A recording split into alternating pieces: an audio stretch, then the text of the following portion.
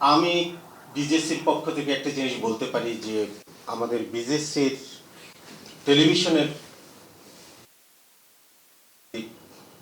এবং পত্রিকার সাংবাদিক 5 আগস্টের পরে গ্রেপ্তার হয়েছেন। ইফতেখার ভাই বলেছেন যে তাদের অপরাধ ছিল হত্যা মামলার আসামিরা।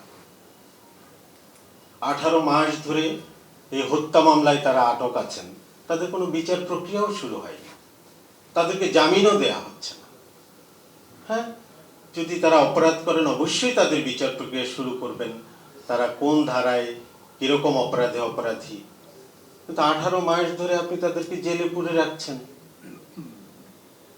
এটা আমাদের জন্য দুর্ভাগ্য। গণমাধ্যম কর্মী হিসেবে আমরা এটা আশা করি না। ইন্টারিম সরকার রাষ্ট্র সংস্কারের অংশ হিসেবে গণমাধ্যম সংস্কারের উদ্যোগ নিয়েছিল। একটি গণমাধ্যম সংস্কার কমিশনও হয়েছে। কমিশনে আমিও কামাল ভাইয়ের সাথে একজন সদস্য ছিলাম। আমরা বাংলাদেশের গণমাধ্যমের সমস্যা, সংকট সবকিছু খুঁজে বের করার চেষ্টা করেছি এবং আমাদের জায়গা থেকে আমরা কিছু সুপারিশ মালাও দিয়েছি।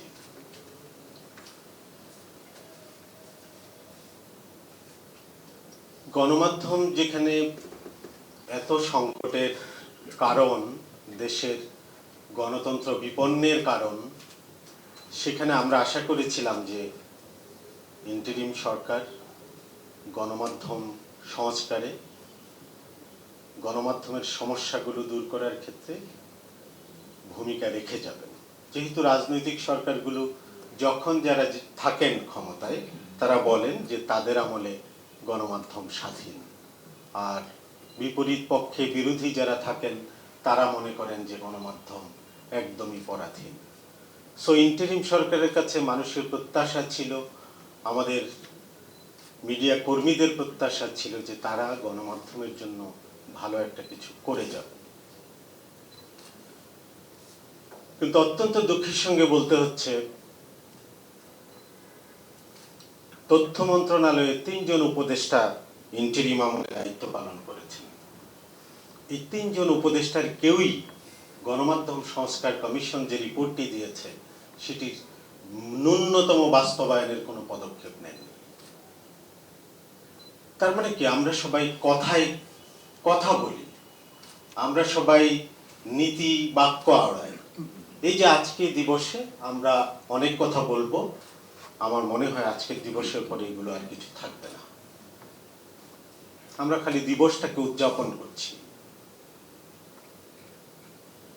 কিন্তু এটা থেকে আমরা কোনো আমাদের অতীত থেকে গণমাধ্যম যে এত বিতর্কিত হলো, গণমাধ্যম যে সাধারণ মানুষের কাছে, জনগণের কাছে এত প্রশ্নবিদ্ধ হলো, সেই গণমাধ্যমকে সংস্কারের জন্য কিংবা একটা মিনিমাম রাস্তায় যদি নিয়ে আসা যেত, সেই সুযোগটা গত ইন্টারিম সরকারের ছিল, কিন্তু হয়নি। বরং কি হয়েছে, আমরা দেখেছি বিভিন্ন গণমাধ্যমে দখল হয়েছে, অনেকের চাকরি গেছে।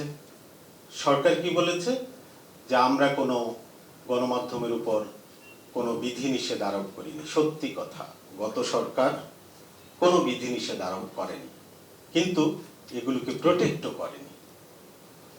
সমস্যা দেখেছে, তাকিয়ে তাকিয়ে দেখেছে। আমরা দেখেছি 2টি গণমাধ্যমকে পুড়িয়ে দেওয়া হয়েছে অফিস। সরকার কি দেখেনি? নিশ্চয়ই দেখেছে, কিন্তু সরকার বলবে এটা তো আমরা করিনি। সরকারের বক্তব্যগুলো এরকমই আমরা দেখি, আগেও দেখেছি, গত আমলেও দেখেছি। আমরা আশা করব যে বর্তমান সরকার আমলে আমরা এটা দেখব না। আমরা এখন পর্যন্ত কামাল ভাই যেটা বলেছেন, বর্তমান সরকার আমাদেরকে এমন কোনো বিধিনিষেধ আরোপ করেন নাই, আমরা এখনো সেটা পাইনি। কিন্তু আমাদের তো শঙ্কা জাগে, ভবিষ্যতে কি আমাদেরকে দেখতে হবে কিনা। ভবিষ্যতে আমরা দেখতে না পারি, দেখতে না হয় আমাদের, সেই জন্য এই সরকারের মাননীয় উপদেষ্টা এখানে আছেন, তথ্য উপদেষ্টা। আমার দাবি থাকবে যে যে গণমাধ্যম সংস্কার কমিশন যে রিপোর্টটি দিয়েছে, সেখানে সবকিছু হয়তো সবার মনোভূত হবে না, কিন্তু কিছু কিছু পরামর্শ নিশ্চয়ই সবার জন্য গ্রহণযোগ্য হবে। সেই জায়গাগুলোতে বর্তমান সরকার জোর দেবে এবং গণমাধ্যম সংস্কারের উদ্যোগ নেবে বলে আমি প্রত্যাশা করি। এবার আমি আসি টেলিভিশনের ক্ষেত্রে, যেহেতু আমি বিজেসির প্রতিনিধি হিসেবে এখানে এসেছি। বাংলাদেশে 55টি টেলিভিশনের লাইসেন্স আছে এবং 37টি টেলিভিশন এখন সম্প্রচারে আছে। জেনে অবাক হবেন যে 22টি টেলিভিশন নিয়মিত বেতন দিতে পারে না কিংবা দেয় না। অন্যান্য সুযোগ সুবিধার কথা যদি বলি, প্রভিডেন্ট ফান্ড, গ্র্যাচুইটি, এগুলো নাই বললেই চলে। দুই একটি টেলিভিশনে চালু আছে, বাকি অন্য সব টেলিভিশনে এগুলো নাই। ফলে একজন মিডিয়া কর্মী হিসেবে আমরা যখন কাজ করি, আমরা যখন আজকে চাকরি চলে যাচ্ছে, কালকে আমি শূন্য হাতে বাড়ি চলে যাচ্ছি, বেকার। আমার পরে 1 মাস চলার কিংবা 1 সপ্তাহ চলার মতো সামর্থ্য থাকে না। আমরা এইরকম করে সাংবাদিকতা করে যাচ্ছি। আমাদের বাস্তবতাটা এইরকম। হয়তো আমরা, মানুষ আমাদেরকে বকাঝোকা করে, গালিগালাজ করে, এটা করে সেটা করে, কিন্তু আমাদের অর্থনৈতিক অবস্থা, ব্যক্তি একজন মানুষের মালিকের অর্থনৈতিক অবস্থা হয়তো অনেক ভালো থাকতে পারে, কিন্তু ব্যক্তি সাংবাদিক হিসেবে, সংবাদ কর্মী হিসেবে আমার অর্থনৈতিক অবস্থা যে করুন, এটা অনেকেই হয়তো বুঝতে চান না। আমাদের সরকার যদি এই জায়গাগুলোতে মিডিয়া কমিশন যে কিছু সুপারিশ করেছে অর্থনৈতিকভাবে সচ্ছলতা আনার জন্য, সেই জায়গাগুলোতে জোর দেবেন বলে আমি আশা করি। আমি বিজেসির পক্ষ থেকে একটা জিনিস বলতে পারি যে আমাদের বিজেসির টেলিভিশনের এবং পত্রিকার সাংবাদিক 5 আগস্টের পরে গ্রেপ্তার হয়েছেন। ইফতেখার ভাই বলেছেন যে তাদের অপরাধ হত্যা মামলার আসামিরা। 18 মাস ধরে এই হত্যা মামলায় তারা আটক আছেন, তাদের কোনো বিচার প্রক্রিয়াও শুরু হয়নি, তাদেরকে জামিনও দেয়া হচ্ছে না।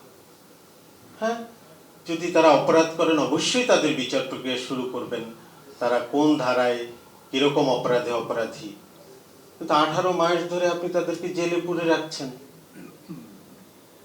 এটা আমাদের জন্য দুর্ভাগ্য। গণমাধ্যম কর্মী হিসেবে আমরা এটা আশা করি না।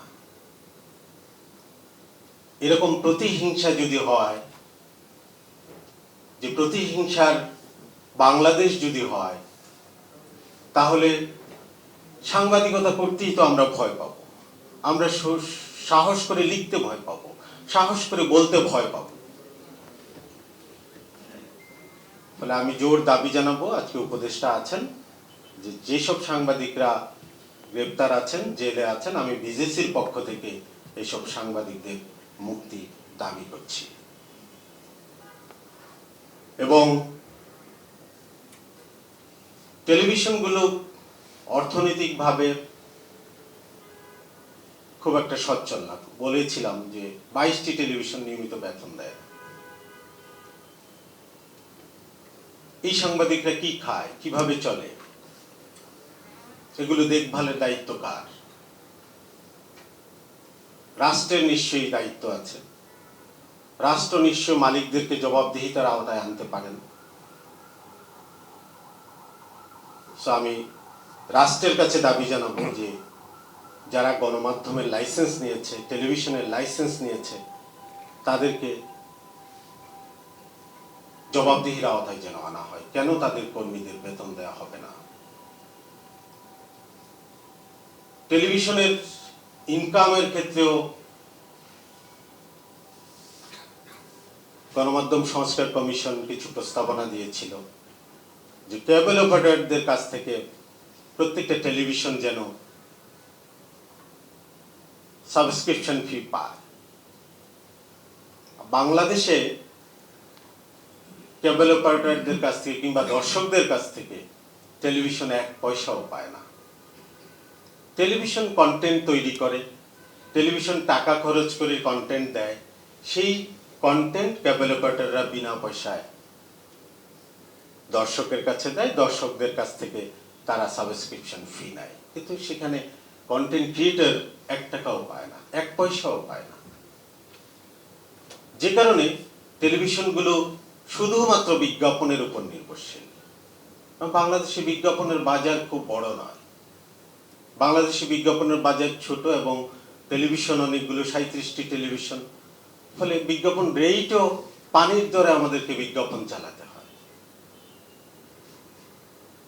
যে কারণে টেলিভিশনগুলো এমনও টেলিভিশন আছে যারা ঠিকমতো বেতন এবং খরচটাও বিজ্ঞাপনের কাছ থেকে আদায় করতে পারে না, বিজ্ঞাপনদাতার কাছ থেকে। এবং এমনও আছে বাংলাদেশে 6 মাস, 1 বছর, 2 বছর ধরেও বিজ্ঞাপনের টাকা বাকি রয়ে গেছে, সেই টাকা উঠানো সম্ভব হচ্ছে না। ফলে এইরকম পরিস্থিতির মধ্য দিয়ে আমাদের টেলিভিশনগুলো যাচ্ছে।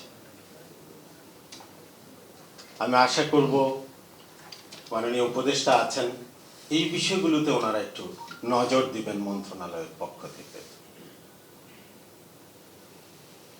আর স্বাধীন সাংবাদিকতা মানে অবশ্যই এমন কিছু নয় যে আমার মন যা চায় তাই বলবো। আমরা এখন দেখি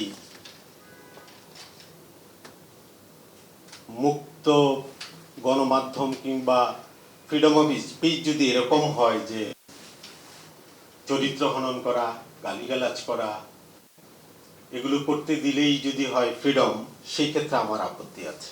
আমি মনে করি যে দায়িত্বশীল সাংবাদিকতা করা উচিত। আমরা যারা কর্মী আছি, এটা আমাদেরও দায়িত্ব।